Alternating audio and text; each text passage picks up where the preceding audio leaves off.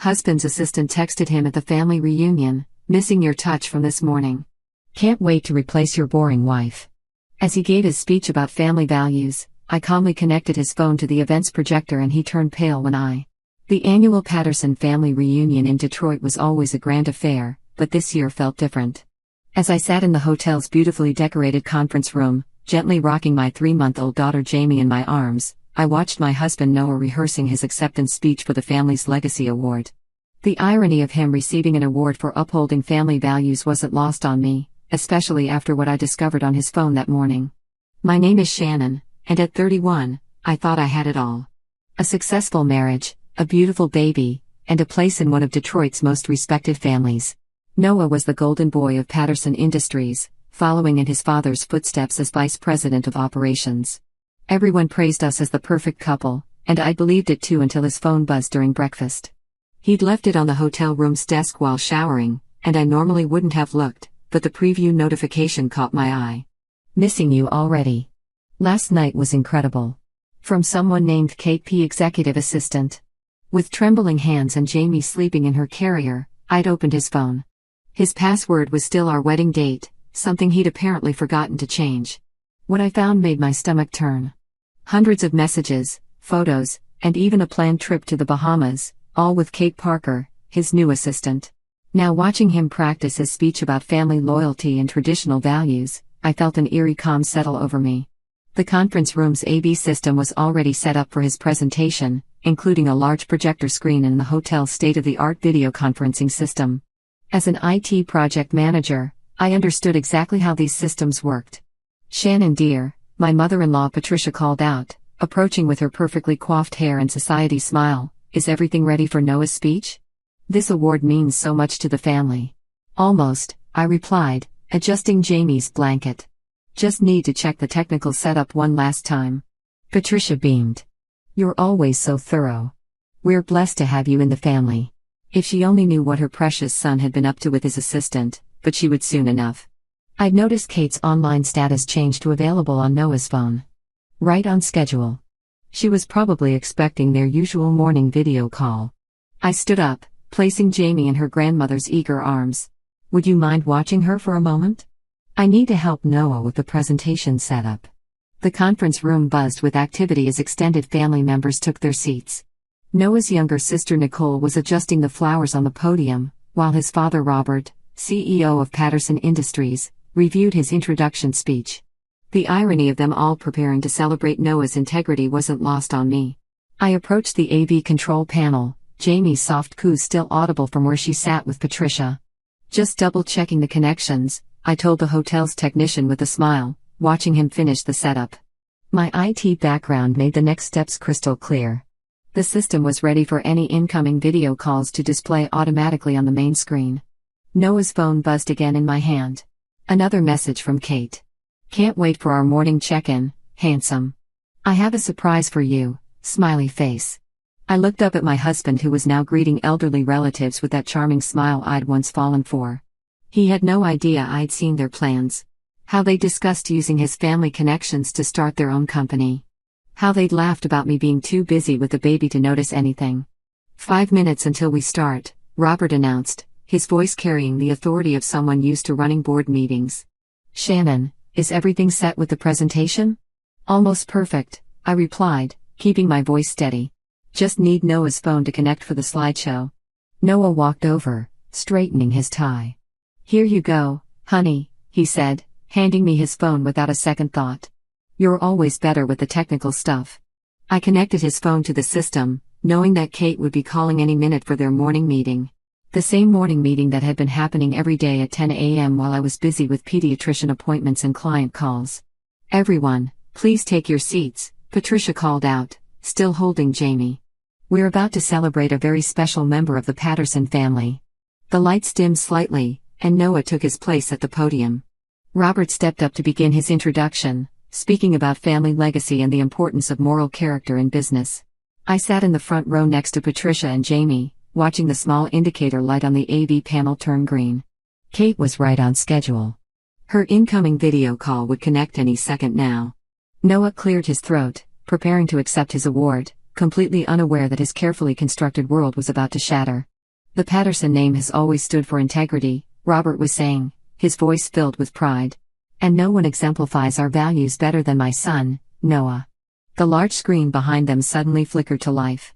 Kate's face appeared, her blonde hair artfully tousled, wearing what was clearly not appropriate office attire. The entire room froze. "Hey, handsome," she purred, clearly not realizing she was broadcasting to a room full of people. "Missing you already. That quick meeting in your office this morning wasn't nearly enough." Noah's face drained of color. He spun around, finally seeing the screen, then turned back to stare at me in horror. I met his gaze steadily, bouncing Jamie gently on my knee. "I thought we could discuss those plans to break away from your father's company," Kate continued, adjusting her camera. "I've already started reaching out to some of Patterson Industries' clients. They're very interested in what we have to offer." Patricia's hand flew to her mouth. Robert's expression hardened as he heard his company's name. The room was dead silent except for Kate's voice and Jamie's quiet coos. "Your wife's obviously too busy with the baby to notice anything," Kate laughed. "And once we get your family's main investors on board," Kate, stop. Noah finally managed to croak out. She froze, finally noticing the background behind him. Her eyes widened as she took in the conference room, the family members, and me sitting calmly in the front row with his daughter. "Oh my God," she whispered, her face turning pale. The screen went black as she disconnected. Robert was the first to break the silence. "Son," he said, his voice cold. "My office. Now." "Shannon, I can explain," Noah started, but I cut him off. "I think Kate explained everything quite clearly," I said, keeping my voice level. "Though I'm sure the board will be interested in hearing more about your plans to steal company clients." Patricia was crying silently, still clutching Jamie's diaper bag. Around us, family members were whispering, phones were being pulled out, and decades of Patterson reputation were crumbling in real time. I stood up, gathering Jamie's things. "I'll have my lawyer contact you," I told Noah, who seemed to have aged 10 years in the past 5 minutes. "I'm sure you understand I'll be seeking full custody." As I walked out of the conference room, Jamie secure in my arms, I heard Robert addressing the stunned family members. "I apologize for this unfortunate situation. The Legacy Award ceremony is clearly postponed." I didn't look back. Sometimes karma doesn't need any help. It just needs the right stage to reveal the truth. The next 48 hours passed in a whirlwind of activity. I moved into a suite at a different hotel with Jamie, ignoring the constant stream of calls and messages from Noah. By Monday morning, the incident had already sent shock waves through Detroit's business community. I sat in my lawyer's office, Jamie sleeping peacefully in her carrier, as Jessica Anderson laid out our strategy. "Patterson Industries board has called an emergency meeting," she said, shuffling through documents. "Apparently, several clients have already come forward, confirming that Kate Parker approached them about moving their business to a new venture." "Which means Noah wasn't just cheating on me," I replied, keeping my voice low to avoid waking Jamie. "He was actively plotting corporate espionage." Jessica nodded. "Robert Patterson called. He wants to meet with you privately before the board meeting." I wasn't surprised. Robert had built Patterson Industries from the ground up, turning it into one of Detroit's most respected companies. The scandal wasn't just a family matter anymore. It threatened the business itself. An hour later, I sat across from Robert in his corner office, Jamie still sleeping soundly beside me. The city skyline stretched out behind him, a view Noah had once hoped would be his. "Shannon," Robert began, looking older than I'd ever seen him. "First, I want to apologize. What Noah and that woman did is unforgivable, both to you and to this company." I nodded, waiting. Robert hadn't built an empire by being sentimental. "We've frozen Noah's accounts and access," he continued. "Kate Parker has been terminated, and our legal team is preparing action against both of them. But we have another issue to discuss." He slid a folder across his desk. Inside were details of several major client accounts, ones I'd helped secure through my IT consulting work. "These clients are threatening to leave," Robert said, "not because of the scandal, but because you were their primary technical contact. They trust you." I had worked with many of Patterson Industries' clients, modernizing their systems while Noah took the credit. The irony wasn't lost on me. "What are you proposing?" I asked. Although I already had an idea. "We'd like to offer you a position as Chief Technology Officer," Robert replied. "The board agrees we need someone with your expertise, especially now. Your integrity and skills are exactly what this company needs to move forward. I glanced at Jamie, thinking about her future. And Noah? His shares will be bought out at minimum value per the company bylaws regarding ethical violations. He'll be lucky if he avoids criminal charges for attempting to steal trade secrets. Robert's expression hardened. The Patterson name stands for something in this city. He forgot that. You never did. Jamie stirred in her carrier, and I gently rocked her back to sleep. The position Robert was offering would mean security for her future, but it was more than that. It was a chance to build something meaningful from the ashes of Noah's betrayal. I'll need to review the contract with my lawyer, I said finally, and I want a seat on the board. Robert smiled for the first time since the reunion. Already included. We're not losing you to another company, Shannon. Unlike my son, I recognize true value when I see it. The news broke in the Detroit Business Journal the following morning. Patterson Industries announces new CTO amid family scandal. The article was diplomatic but clear. Noah's attempted corporate espionage had failed, and the company was emerging stronger under new leadership. I was reviewing resumes for my technical team when Nicole, Noah's sister, appeared in my new office doorway. She looked uncomfortable, shifting from foot to foot. I just saw Noah in the lobby, she said. He's trying to get past security. Says he needs to talk to Dad about his shares. I continued scanning the resume in front of me. That's not my concern anymore. Security has their instructions. Nicole moved closer, glancing at Jamie sleeping in her portable crib near my desk. He looks terrible, Shannon. Kate apparently took off with most of their money. The Bahamas trip they planned. She went without him, emptied their joint account.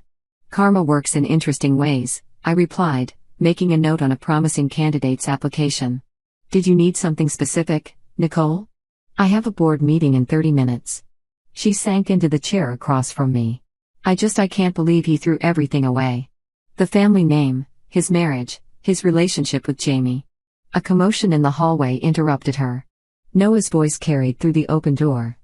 I have every right to be here. That's my family's company. I pressed the intercom. Security, please escort Mr. Patterson from the building. And Nicole, I turned to my former sister-in-law, you might want to remind your brother that his restraining order covers this office. Nicole nodded sadly and left. Through my window, I watched Noah being led to the parking lot, his once immaculate suit wrinkled. His golden boy confidence shattered. My phone buzzed with a text from Jessica, my lawyer. Kate Parker spotted in Miami. Local authorities notified regarding the corporate theft charges. I muted the phone as Robert walked in, carrying a stack of files. Ready for the board meeting? We're announcing the new cybersecurity division today. Just finished reviewing candidates for the team, I replied, gathering my materials. Also, Noah was here. Robert's expression darkened. I saw. The board's voting on officially removing him as a shareholder this afternoon. His little scheme with Miss Parker violated every clause in his contract. As we walked to the boardroom, employees nodded respectfully. Many were my new hires, young tech professionals eager to help modernize Patterson Industries. In just 3 weeks, we'd launched 2 new digital initiatives that had already attracted major clients. Shannon. Robert paused outside the boardroom. I know this can't be easy, running into Noah like that. If you need time, I adjusted Jamie's carrier on my arm. What I need is to focus on moving this company forward. Noah and Kate's drama isn't my concern anymore. Inside, the board members were already seated. These were the same people who used to dismiss me as just Noah's wife. Now they looked to me for leadership. Let's begin, I said, taking my seat at the table. We have a company to run. The quarterly investors meeting fell exactly 1 month after the family reunion incident. I stood at the podium presenting our new technology initiatives to a packed conference room, the same room where Noah's deception had been exposed. Our cybersecurity division has already secured contracts with 3 major financial institutions, I explained, gesturing to the growth charts behind me. Patterson Industries is positioned to become a leader in financial technology protection. In the back of the room, a television played silently, tuned to a local news channel. I noticed a few board members glancing at it during my presentation, and when I turned to change slides, I saw why. Kate Parker's face was on the screen, being led into a Miami courthouse in handcuffs. Without missing a beat, I continued my presentation. Our second quarter projections show a 40% increase in tech sector revenue. Later in my office, Robert filled me in on the details. She tried to sell proprietary information to one of our competitors. Unfortunately for her, they have more integrity than she does. They contacted us immediately. And Noah? I asked. Organizing reports on my desk while Jamie played with her toys in her corner of the office. Still claiming he knew nothing about her attempts to steal company secrets, but the evidence suggests otherwise. Robert handed me a folder. The FBI found these in Kate's apartment. Inside were detailed notes about Patterson Industries' clients, including information that only Noah would have had access to. There were also emails outlining their plan to start a competing company using stolen data and connections. The board's lawyers estimate he's looking at significant legal consequences, Robert continued, both civil and criminal. I closed the folder. That's not my concern anymore. Have you seen the proposal from the tech startup in Singapore? Before Robert could respond, my assistant stepped in. Mrs. Patterson. She caught herself. Miss Kennedy, sorry. The developers are ready for the new system test. Thank you, Evelyn. I stood up gathering my tablet. Robert, we can discuss Singapore over dinner. Patricia's still coming to watch Jamie. Right? He nodded, smiling at his granddaughter. She's the only good thing that came from all this. As I headed to the development floor, I passed the wall of company photos. The old one showing Noah and me at last year's charity gala had been replaced with a new image. Me speaking at a tech conference announcing Patterson Industries' digital transformation initiative. My phone buzzed with a news alert. Former executive assistant pleads guilty to corporate espionage. Faces up to 15 years. Below it was another message. This one from Noah's lawyer attempting yet again to negotiate terms for his shares. I archived both notifications without reading further. The development team was waiting, and we had actual work to do. The company's future wasn't going to build itself. Okay, team, I said, entering the conference room filled with eager young developers. Show me what you've got. 1 year after the family reunion incident, I stood in my office overlooking downtown Detroit, Jamie playing with blocks at her little desk beside mine. At 2 years old, she was already showing signs of her mother's technical aptitude, stacking her blocks and patterns and sequences. The morning's Detroit Business Journal sat on my desk. Patterson Industries reports record growth under new leadership. The article highlighted our successful expansion into cybersecurity and international markets with our Singapore office exceeding all projections. My phone buzzed with a message from Jessica, my lawyer. Noah's final appeal denied. Full custody remains with you. His prison sentence starts next month. I set the phone aside, turning my attention to more important matters. Our development team was putting the finishing touches on a revolutionary banking security system, and I had a board meeting to prepare for. Miss Kennedy, my assistant called from the doorway. The new tech team from Singapore is ready for their video conference. Thank you, Evelyn. I smiled at the irony. This was the same conference system that had exposed Noah and Kate's deception a year ago. Now it was being used to expand the company globally. Jamie looked up from her blocks, waving at the familiar faces appearing on screen. These were the people who mattered now. My team, my daughter, our future. Sometimes the best revenge isn't about getting even. It's about moving forward and building something better than what you lost. The day Noah reported to prison, I was giving the keynote speech at Detroit's Women in Technology Summit. Standing at the podium, I looked out at the crowd of aspiring female tech leaders, many of them recent hires at Patterson Industries. Success isn't built on shortcuts or schemes, I told them, thinking of how differently things had turned out from what Noah and Kate had planned. It's built on innovation, integrity, and the courage to move forward when others try to hold you back. After the speech, while answering questions from young women eager to follow in my footsteps, I received a final update from Robert. Kate had been sentenced to 12 years for corporate espionage and fraud. The money she'd stolen was long gone, spent on luxury purchases in various tropical locations before her arrest. That evening, as I picked up Jamie from Patricia's house, my former mother-in-law hugged me tightly. You've done more for the Patterson name than Noah ever did, she said, watching Jamie show off her new coding game on her tablet. You turned our scandal into success. Driving home to our new house in the historic district, I thought about the past year. Patterson Industries had doubled in value under my leadership. Our cybersecurity division was revolutionizing the industry, and Jamie was growing up in an environment that valued integrity over appearances. Sometimes life's biggest betrayals lead to its greatest opportunities. You just have to be strong enough to walk through the fire, and wise enough to build something better from the ashes.